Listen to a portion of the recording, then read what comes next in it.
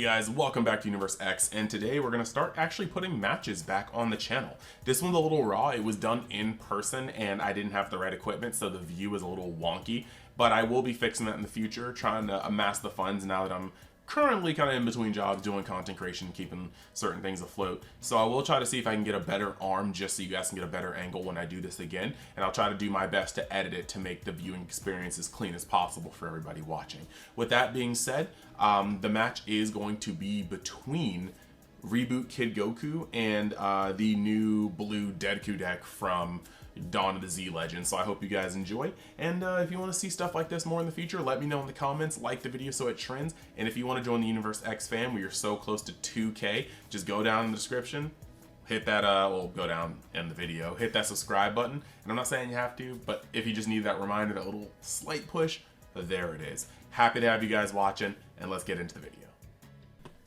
All right, so as the commentator alongside of me, we actually got one of the players in this video. Welcome back to the channel, Amani. Thank you, thank you. Glad to be back, spectating my own game here against Zach. Yep, and like I said before, sorry for the shaky camera angle. I need a better arm, and I'll be getting that soon so I can have a clearer, more aerial view, especially with our game zones being more and more constricted. But yeah. It's his loss. He should have just asked me to hold it. I would have totally held it. I only need one hand to beat Zach anyway. Savagery. So we have got Reboot's KidKu, also known in some corners of the world as LeBronKu, which Amani refuses to say. And then we also have Angel Halo Goku on the other end, also known by other people as DeadKu, which Dane and Amani hate. But I'm calling it DeadKu. I'm not saying either of those names. Alright, I can forgive not liking LeBronKu, but I think DeadKu is spot on. He's literally got a halo on. I see Yellow Kid Goku and Angel Halo. We're going Monkey Goku and Angel Halo. That's too many syllables. So DMV players can't read, but DMV players can put extra syllables on stuff we don't need. Nah, it's DeadKu. Holy cow. So he plays the Yamcha. And we just saw, like, I didn't see that from my angle, but I just saw how you had to shuffle your secret right at the bottom of the deck. That's pain. It was a pretty awful tempo loss there. Obviously, you can see in my hand I have the one-drop Bulma. If I was just going to not get a card from my Yamcha, I could have played the Bulma instead. That was a pretty big tempo loss. Kind of lame. We don't expect top fives to whiff, so you made the right play.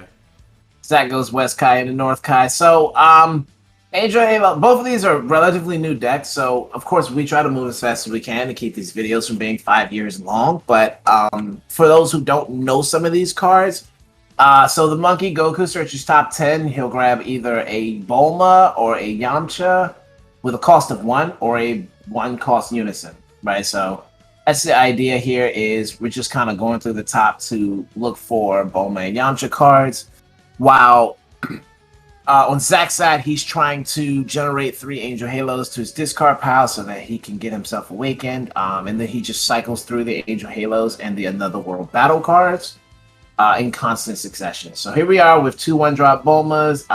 I'm pretty sure I drew 2, not 1, but 2 dead cards there. So that looks like a pass. And normally Monkey Goku has a strong turn 2 awakening play here, but with the board state as is, it just doesn't seem beneficial to awaken here because I just don't get anything from it. And Angel Halo takes life to 6 when it awakens anyway, so like those first 2 damage don't make a difference. Yeah, both these leaders are going to drop to 6. There's not really reason to turn sideways, and luckily a blue versus yellow matchup with both of these decks, these first 2 turns can be a little stumbly because things aren't going to really start cranking until like turn 3. Yeah, these first 2 turns are awful for me. Zach is going through looking for, he's got 1 Angel Halo and drop. He just went in his life and found another one. Really cool effect of that North Kai to go into the life and take the Angel Halo and then actually replace the life, unlike those who we remember play Wish decks when you go and you have Dragon Balls in your deck and it's just unfortunate because you have to actually lose a life. The North Kai actually replaces the life, so that's cool. So he manually combos the 3rd Angel Halo out of his hand to get his awakening started. And so the Angel Halo is only worth 1,000 power when he's not a Z, when he doesn't have a Z battle card. So no damage there from the West Kai, but I don't think that slowed him down a bit. He's now able to use his Goku's ability on the backside to start cycling through and consistently replacing his Angel Halos and generating card advantage. So that's what we're seeing here. And it's also just a very, very good point to, sorry, I'm going to speak louder to equalize the volume, to get that swing in, because once Monkey Goku awakens, it doesn't matter if that is untapped anyway. The leader swing will tap it for you, so he might as well get his uses out of it however he can right now. Yes. So now that we're in the mid-ish game here, the primary thing that Zach is going for here with Angel Halo is to just survive and generate the necessary blue board. There are some very strong blue cards that this format has seen now, so the longer it takes to get him to a lethal state, the progressively worse the game will get for me as Monkey Goku. And unfortunately, he has a particularly strong floodgate to this that is unique to this deck that, knowing my luck, we're going to see here in this very turn. That's why Zach likely left his one energy open.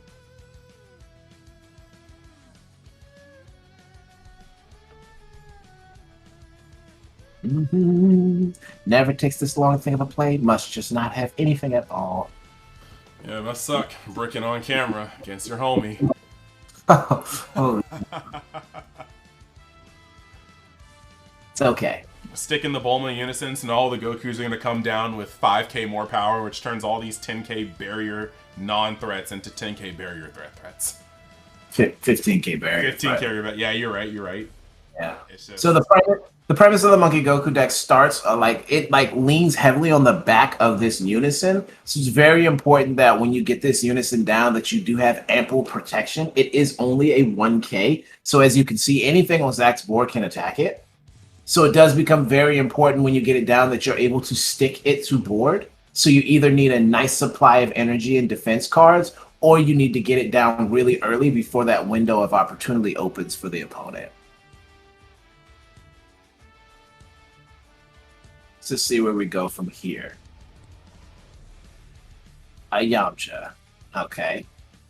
Search top 5 for a Goku or a Bulma. Oh my goodness. Oh my goodness. All the Gokus and Bulmas in this deck. No targets. Holy cow. Look, this is why they gave you a top 10 search, because clearly they understood the top 5s were not enough. Alright, so Goku, when that Goku is summoned, he can only be summoned by tapping 1 and resting a Bulma battle card or Unison. And then once that Bulma, that specific one is rested, you can discard a card from your hand and then draw a card and untap her. So like a neat little combo. And there's the floodgate, right? And so this one says that your opponent has to bottom deck a card anytime they try to attack with a battle card with a cost of 5 or less. So that's obviously going to be a problem here. So we'll see what's going on. Searches for Monkey. Okay. Very cool, I suppose. Got to take a look through the deck. But ultimately, it looks like that Monkey may just be, the attack of the turn. Maybe 1 or 2 more here. The Floodgate's very strong against this deck. Your main attackers are usually 5 cost or lower. Exactly. Throws the Monkey away. I don't get it, but it's fine. Probably just has nothing at all. So, 15 there. Attack was successful. Wow. Combos of 25. Okay. Yeah, the Yamcha has barrier. The Bulma does not, of course, but seeing that the Bulma is the only card without barrier, it's kind of pointless to try to stick her to the board, just being honest with yourself. Pretty much everything Zach plays has removal for a 1-drop. He has 2 Realm of the Gods in energy, so he has plenty of removal for it. Pops the 3-drop. Now, I have to be honest here, guys. This is where I started off not understanding that card recycles from drop to warp to hand. So every time I killed it, I pretty much gave it back to him. So that's going to bite me in the butt later. We'll see how this goes. It's the DMV way of not fully reading cards first. Yeah, Zach's very good with his deck, and these cards are mountains of text. So there was just no way I was going to start. I was not reading any of this. A lot of these Zenkai cards are just walls of text. Look at how honest he is. Surmounting the impossible. I think the best generic Z battle card to have come out. Bottom decks a card, takes a life, draws a card, just fixes it all. And only costs 1, any Z energy. Very strong card. Only 5k, but that's not what we need from it. And unique, ironically. Never forget that, guys. Try not to kill Surmount of the Impossible if you see it, because it really doesn't do anything for you and everything for your opponent. If we got another one in there, I just feel like an idiot. Yeah. It's just no point in killing it. Unless it's like a mandatory removal effect, just don't bother it. So here we go. Pressure on the Unison. Zach knows just as well as everyone else that this Unison is the crux of this deck, and Amani is going out of his way to defend it. He's already blocked once. He's played a Freeze Arm Reinforcement, taking his life down to 4. And there we are. Zach is now proceeding to recycle his Floodgates. So that's a Bubbles into a Floodgate. Bubbles goes top 5 for another World Budokai card. And now banishes 2 to add the Angel Halo back to the hand. And that's the cycle. So that's the, I'm going to call him Thor Puppy. His name is like Mjol something, almost like Thor's hammer. So that's Thor Puppy there. Discards 1 when he's summoned, and then sacks himself to pull 1 back by discarding a Halo. So it's a very good recycle card. It's anything between 3 and 7. So this is how you can get your major attackers back. Because like basically every important Another World Budokai card is going to fall in between that 3 and 7 costs. So that's a very strong card. And Zach is just like picking the cards up and just hammering away at this Bulma Unison. If it dies, all of the Goku childhoods basically lose their threat. So it's very important that he gets her down now while he has the chance. Amani is completely tapped out. It really is important momentum, simply because it's not even just turning these guys into non-threats. Then they have to use one of their energy. Like, it's not even like an optional. You almost have to invest that other energy if you have another copy of Bulma. Yikers. That is a huge play. So that's Dead Heat, the Goku and Pikkon. Dead Heat is probably one of the more powerful cards that this deck can produce. It comes out with Deflect, Dual Attack. It combos for free when it attacks. It bottom decks a card, not ignoring barrier, excuse me. And it gains barrier if you summon it for 2 with its own skill, which is discard 2 extra cards, which, guess what? This deck can produce quite a few of with the 3 recyclable Angel Halos. So it's very strong here in this deck. And it took the Bulma right out and even took the Goku childhood and Bulma as an added bonus. Very difficult card to deal with. From the World Champion, I have seen a couple of those in the hand. I guess, yeah. Now's the time to do it, because don't have much of anything else, it would seem. Now Gokus are at 10. Not a whole lot of board presence. Saw him just pick up his Floodgate. Really just not a lot of momentum here for the Monkey Goku. Not really sure where we go. Okay. Both of these leaders have a very effective combo from the drop/warp area skill, so that's really cool for offense and defense.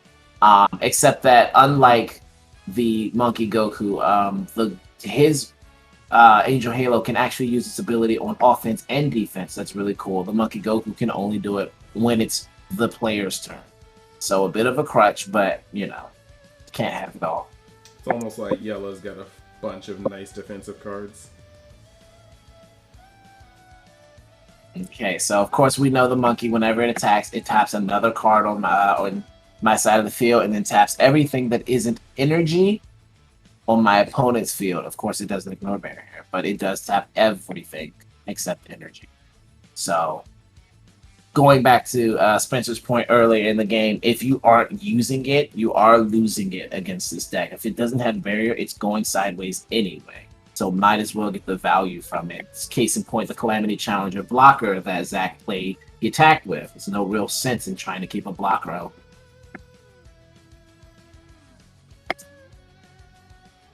It's also rather crazy when you think about it. Like, it's while it does do really cool things like that, it also kind of turns up the heat because a good player will understand that everything might as well go sideways. So you gotta have that game plan ready. So here we go with Zach's cycle here. He's already picked up his first Angel Halo. He discards it to draw a card with his leader, and then puts his cards back from the warp in the drop area using his leader's combo skill. That I then suspect he'll banish again to get another Angel Halo. And it's a really good cycle, you know, efficient way to continue to recycle Angel Halos, and the deck just turns Angel Halos into cost for every beneficial card or every extra draw, or like, so it's how he keeps his hand up, it's how he keeps his cards flowing. So it is a very interesting combo. So now we're going to the Z deck here, and there is the Goku. And that one can discard an extra card to draw a card and gain critical. Literally just speaking to my point here again, turning Angel Halos into powerful draws and combo cards. And that card also has critical, so we know Amani's going to negate that. He doesn't do that critical thing. You don't do that. He does not do that critical thing. There's a Riposte. It's a very nice card. Collector's edition. And we just pay homage to the fact that he intentionally doesn't want to take a critical, because he definitely could have riposted on the first swing, but he lets the first one go through. Doesn't care about taking the damage, it's about not getting the card. Greedy mindset. Let's see if it pays off.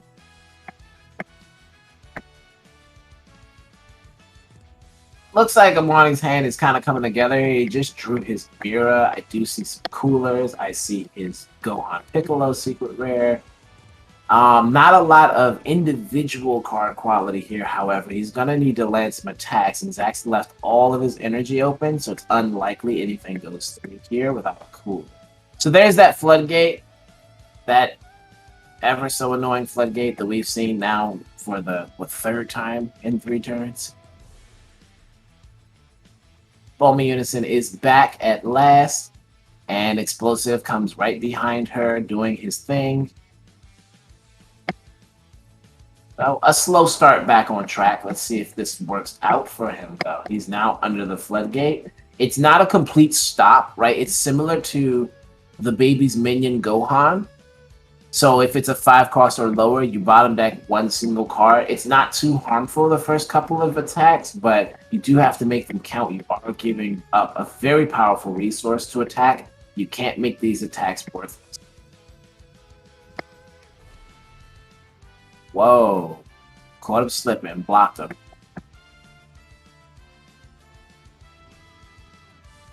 The footsies in this game are so strong. Mm-hmm. That was definitely a leader swing first, if you ask me. I mean, it's one thing to have the Floodgate in active mode, but the blocker, that just seemed like giving it to him for a card to the bottom. Unison attacks.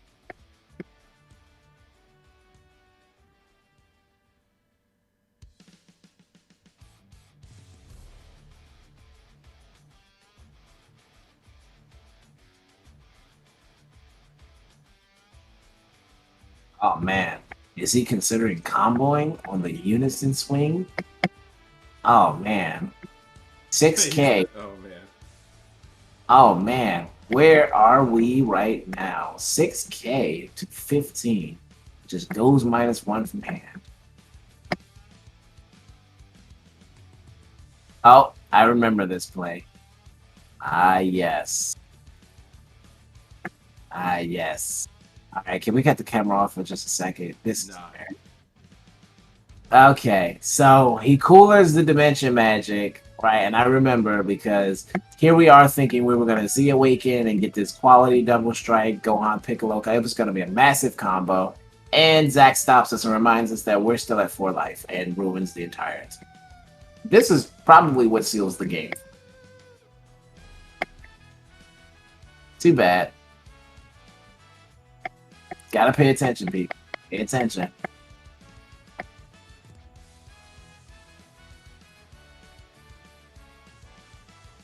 Combos out for free. And, I mean, we go nowhere from here.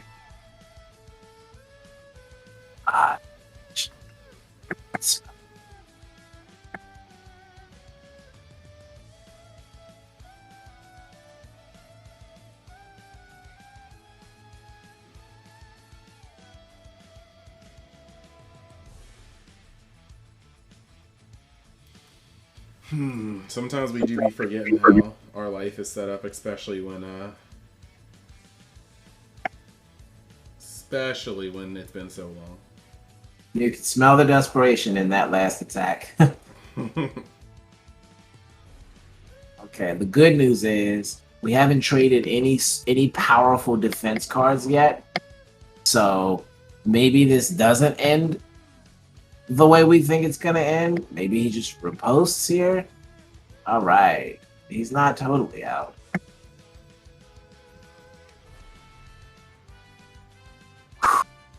Happy to see it. He's a tap out though. He's not out of the water yet. There's the Thor puppy again.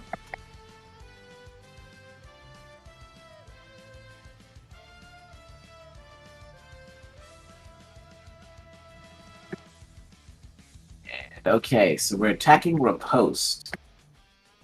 So okay, clear obvious sign that he doesn't possess lethal here.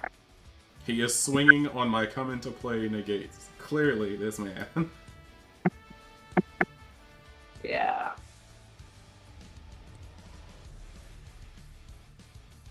Right. So, and it's always so interesting to see, right? Because like in some cases, riposte almost feels counterproductive, since like I'm gonna sideways all of my cards anyway because of your leader skill. So like all you're doing now is incentivizing me to do it. And like without yellow having a very strong wide removal, riposte really just kind of almost doesn't feel powerful like it did, because there's barely any removal to kind of counteract the fact that your opponent has otherwise built tremendous sized board. So like Zach is just almost able to do what he wants to here while I'm tapped out, because he already had so many bodies on the board to begin with.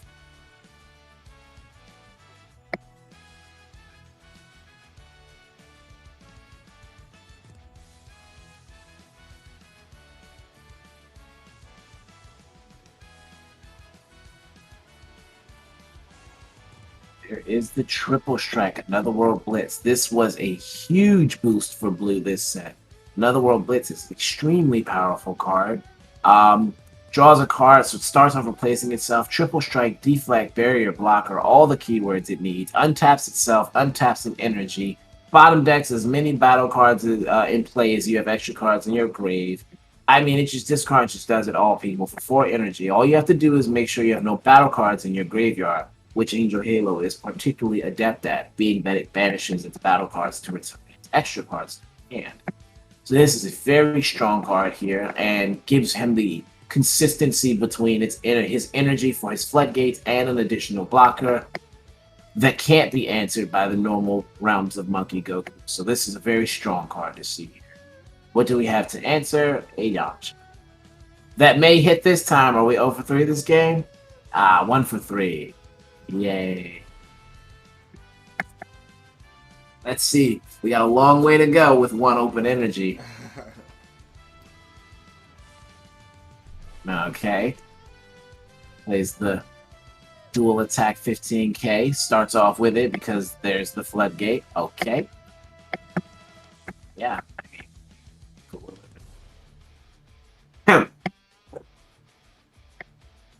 Excuse me.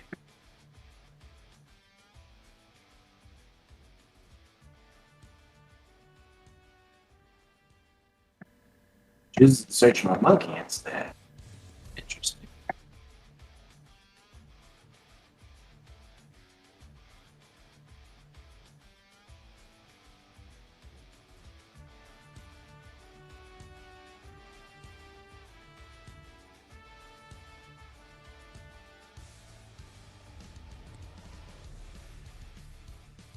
Oh. No resources lost. Board's getting messier and messier. Yeah. That's one thing that Zach did consistently throughout these games, was produce large amounts of board, knowing yellow has very few answers to them.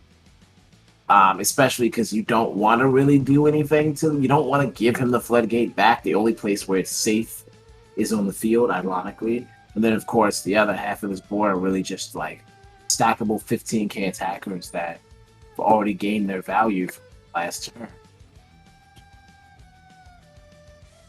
Chooses to block the Monkey Double Striker with the 30k.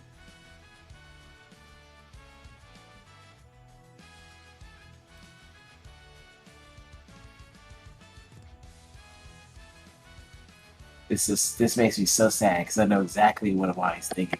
He's trying to play around Baby Hatch. He doesn't want to just give his offense step to this attack, even though he has the power to. We see the Gohan Piccolo, we see the Mirror, we see the Champa. He has the power to, but like, imagine going headfirst into the 3 damage he could guarantee just to walk into Baby Hatch by the end of the turn, and then have given up all of your resources for nothing.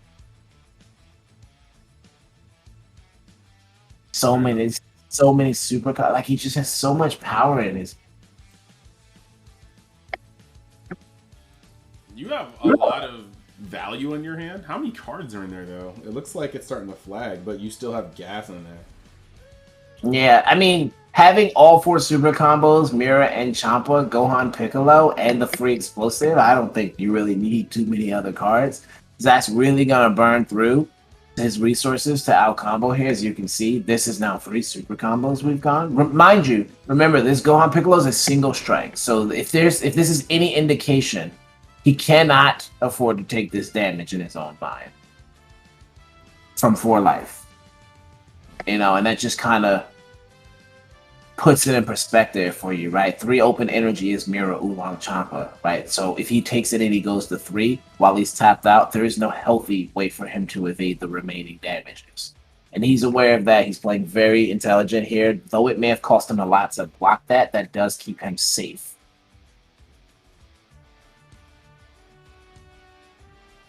Okay, taps for Evolved Defender. I'm not totally certain if this is going to be enough for him here.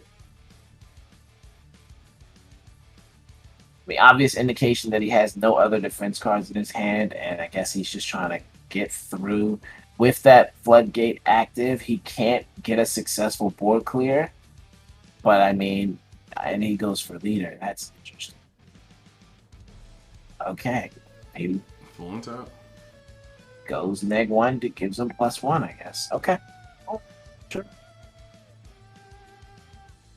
So we do see some defense cards here. We see the Evolved Defender. We see the Blocker Goku. We see the Bulma over there that still has the ability to game Blocker. We know he still has half his super combos in his hand, but with him being tapped out, knowing that the other cards in his hand are Mirror and Champa, 4 cards is not going to get him through this turn. It is only a matter of time. We just need a power play from Zach. We're going to see if this happens or not.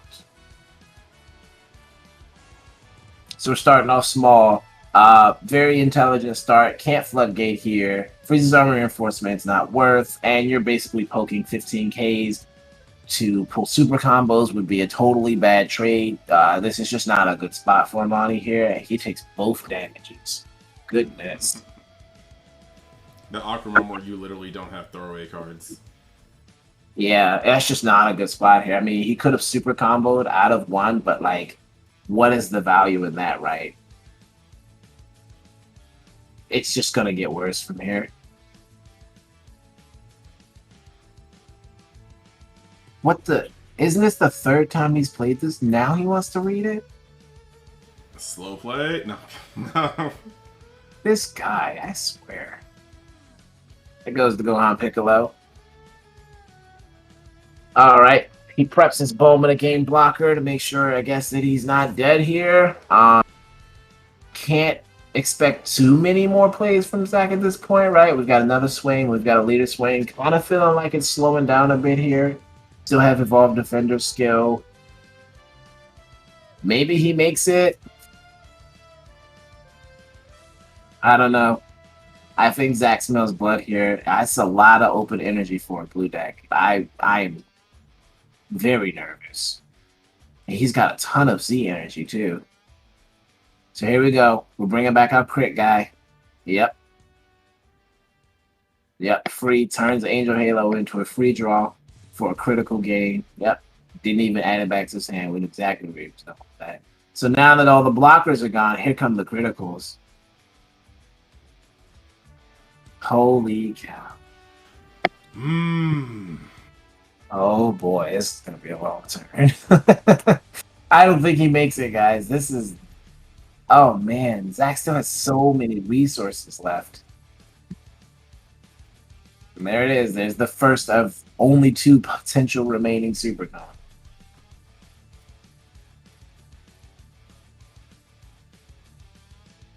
Okay. It's not looking good for our hero here, folks.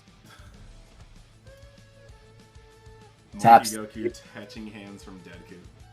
Here comes Cell. We all know what a 3 and 2 Z. Yep. We all know what 3 blue 2 Z's cost.